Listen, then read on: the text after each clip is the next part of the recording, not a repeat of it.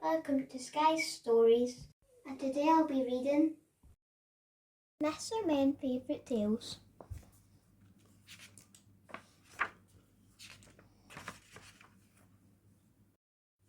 Mr. Small, a big day out. Mr. Small was out for a walk.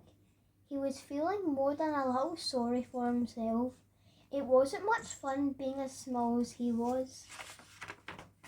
He sat down under a tree and closed his eyes.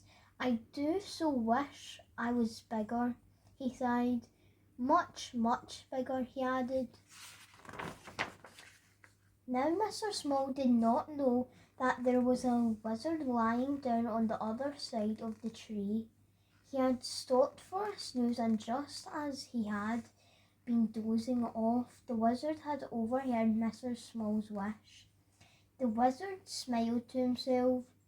Without even opening his eyes, he muttered some magic words under his breath and then went back to sleep. As Mr. Small lay there, something really quite remarkable happened. Something really quite remarkably magic happened. Mr. Small began to grow and grow and grow until he bumped his head on a branch. When he crawled out from underneath the tree and stood up, he was taller than the tree, much taller. "Gosh," said Mr. Small. He could not believe his eyes. He could not believe his size. He went for a walk to try out his new size. It was wonderful. He could see over the top of everything.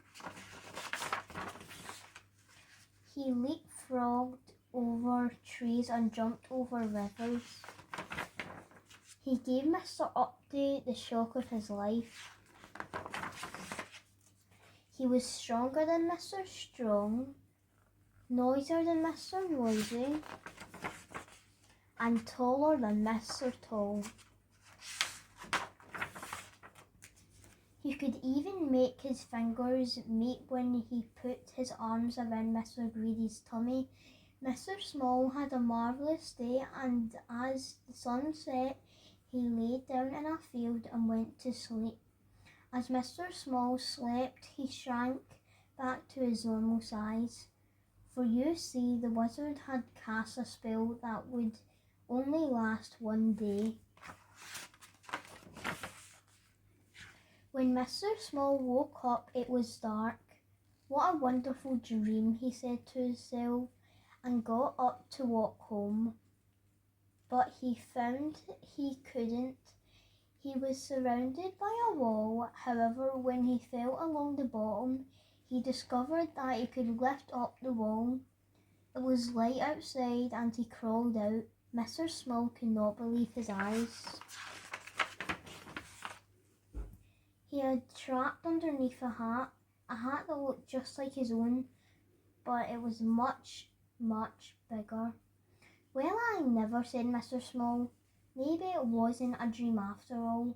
That sleepy old wizard had forgotten to finish off his spell properly.